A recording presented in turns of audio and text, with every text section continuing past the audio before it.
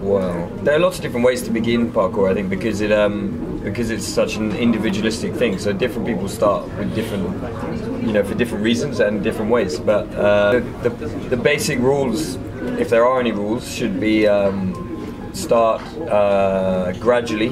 Don't rush. Take your time and try to build up physical strength at the same time as learning how to move. But don't try and do all the big movements first without having the strength to be able to absorb the impact and look after the body, because a lot of people get injured that way. So they start and they go into they want to do the big jumps and the bigger, more impressive stuff, and they might be able to do it muscularly, they might be able to get that far, but their connective tissue and everything else is not strong enough to absorb those impacts. So after a while they'll have joint problems, tendonitis, things like that. So I would say start gradually, take your time, try to get guidance from people who've gone before you, either from a coach or a more experienced practitioner, because that's going to save you a lot of time, will mean you won't make the same mistakes they made. So the same as anything in life, if you want to learn, if you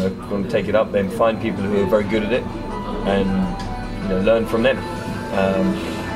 You don't always have that opportunity. Sometimes you don't have access to a coach or other experienced practitioners, but you can still start training in parkour. Just take it very slowly. Yeah? Don't rush. Have fun. Enjoy it. But really think about what you're doing. Think about the quality of every movement that you do, and that will keep you safe over time, I think. The only serious injury I've had is I broke the navicular bone of my foot many years ago, and that was because it was we were doing a show in China for Adidas at the time, and it was indoors in a nightclub, and it was dark. The floor was kind of wet, and we were wearing new shoes, and you couldn't really see the landing. So it wasn't a big jump or anything at all. It was just it was actually having finished the display, leaving the display area just by vaulting over a box. And then there was a step up behind it anyway, so I kind of rolled my foot on that, and it broke the bone, which wouldn't have been too much of a problem, but then it was misdiagnosed by the doctors, so they didn't spot it on the x-ray. So then I kept walking around with that injury for a few months, and apparently I should have been not walking around on it with crutches or whatever, and that made it worse, so it meant that it took a long time to heal. But that's the only serious injury I've had, really. I mean, you get bumps and bruises in parkour, of course, you get some cuts and stuff here and there, but it's no more dangerous than any other athletic discipline. So I would expect if you're a professional athlete for 10 years, like I have been now, then you would expect to have an injury of some sort in any discipline. So I think I've been kind of pretty lucky. Apart from that one injury, I haven't really had anything serious.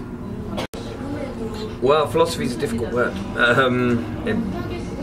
but if you take it as just my general the principles and concepts of parkour that are important to me, I would say that parkour is really a way of approaching life. It's kind of a way of approaching situations and problems, and a way of learning about yourself. So, all transformative practices that are really good, beneficial things are about learning self-knowledge, gaining self-knowledge. And for me, parkour is a great way to do that. So my philosophy of parkour is to acquire self-knowledge. And that as long as your training does that for you, it doesn't really matter what you train. It just matters how you train. If your training is challenging you and testing you and revealing to you who you are through that sort of challenge, and through inner exploration and outer exploration, then it will bring you self-knowledge. And for me, that's kind of what parkour is about. That's the benefit of it. And the movement stuff and all that is great fun too, but the main benefit of it is acquiring self-knowledge through training, through challenge. So for me, that's what the philosophy boils down to, I suppose. But philosophy is a broad statement, so it could could pretty much encompass what you want, and many people will have their own view of what parkour means to them. So I wouldn't say that's the only philosophy, but that's mine. Well, my training is now it has to be pretty efficient because I'm very busy doing. We do so many projects now, so I have to be very efficient with my training time. So I have to kind of really figure out where it's going to sit each week or each day, and then what I'm going to be able to do that day, and balance it against the teaching and those sort of things as well. So my program is quite specific in that way, that it has to fit to that schedule. But for me, it includes still training the basics over and over. I think that's the most important thing. So just going out and making sure that you are training the basic movements, the fundamental stuff of parkour, and improving that, and challenging yourself through that, and doing it outdoors in the real world and adapting to those different environments. That's the key thing for me. So I don't really do any training indoors. It's all outdoors, and I think that's really key. It's just a whole different feeling and a different quality, and you get so much more from that than going into a gym and moving boxes and all that stuff. For me, that's not the same. So indoor training can be a good supplement, but it's all about the outdoor stuff. And the regime that I have, it differs depending on what I'm trying to acquire, whether I'm trying to get stronger or that particular month, or whether I'm trying to learn a new technique, or whether I'm trying to break jumps or work on mobility and agility or whatever. Often it's a combination of things, but sometimes it will be quite specific. Like for a while I'll try to specifically get stronger in one way. And also my training regime is also affected by the guys that I train with. So I spend time training with some of the guys obviously in the team back home, and a lot of the time I will just, when we meet up, we will follow one of those guys, or let one of the team will pick what we're going to train, and we'll do that. Or we all throw exercises in and we just do those, and that's a good way to train because it means you have to do things that you wouldn't have done otherwise, you wouldn't have chosen to do. So it means you're constantly being kept out of your comfort zone, because I may not have thought I want to go train big running jumps today, but if I'm with someone and he, one of the guys, and he's like, okay, I'm going to do these jumps today, then I'll think, okay, I'll do them with you. So so that means I have to then be able to do it then, and that means you don't get into a rut, you don't get into a routine too much. So it's very important not to have too much of a routine in your training. I think you've got to vary it often, and a good way to do it is to get influence from other people and adapt to their training. So yeah, it really differs a lot. It's difficult to say what it is, what my regime is, because it differs a lot, and I think that's good. I'm not really sure what the phrase "new school freerunners" means. So because I'm a new school freerunner in that I'm not one of the founders, right? So everyone's new school. Anyone that didn't found the discipline is a new school practitioner. So the phrase "new school freerunner," I don't really know what it means. Parkour is, if you're a practitioner of parkour, you're a practitioner of parkour, whether you're a founder or whether you've been doing it for two weeks.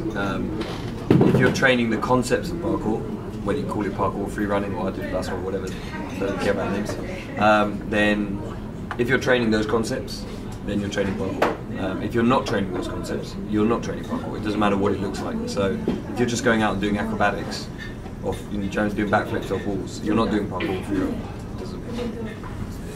It doesn't matter how good your acrobatics are, it's not parkour, unless you're training the concepts of parkour, which are challenge, discovery, all those things. So it is in some ways quite a specific discipline. I think it's not just a question of, parkour is any movement, it's an art of movement, therefore you can do anything.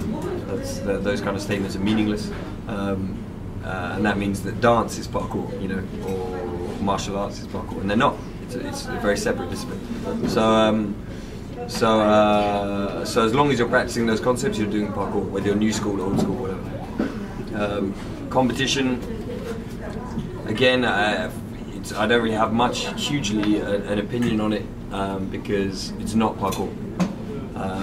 It's a contradiction to have the term parkour competition.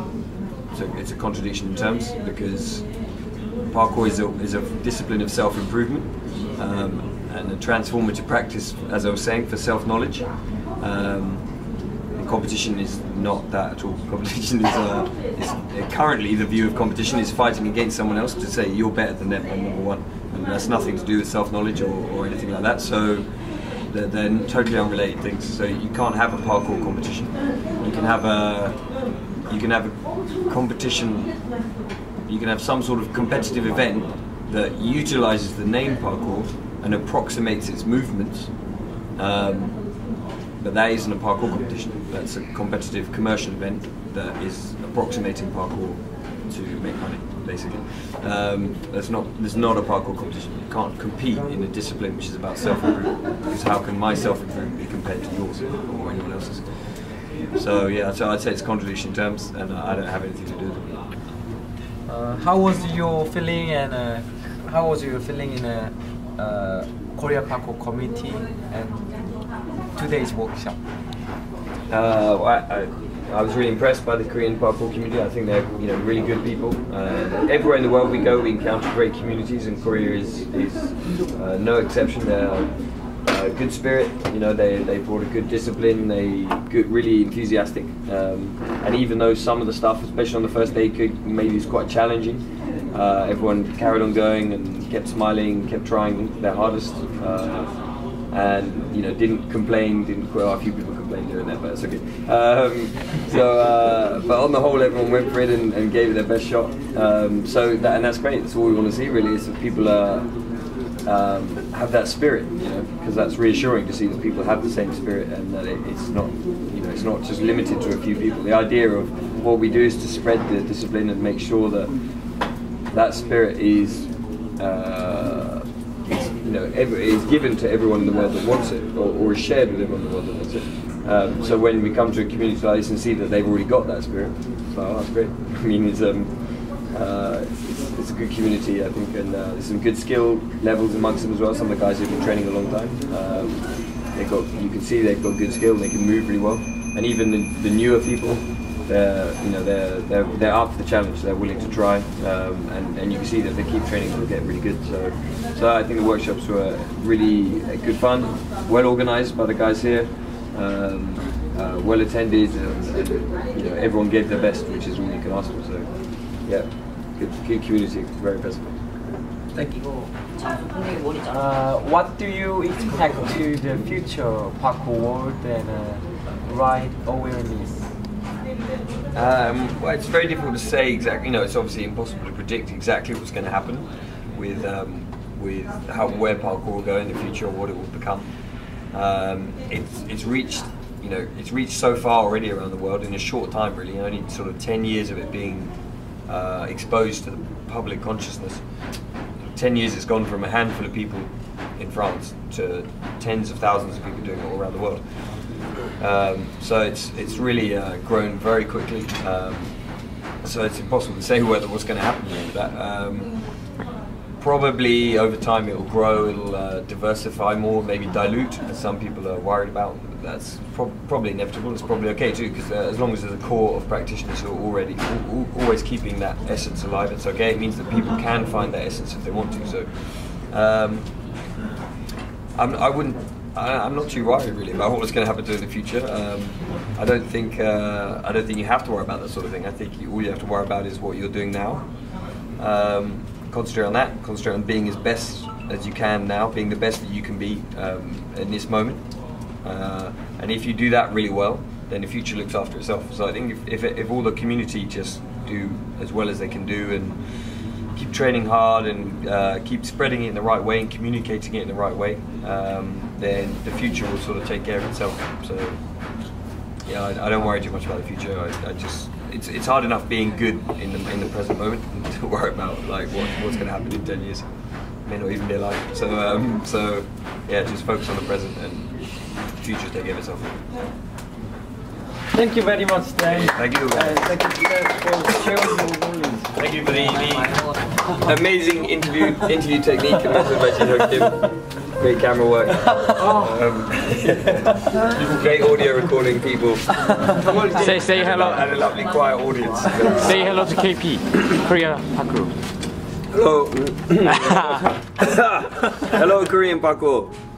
Hello. There you go. Yeah.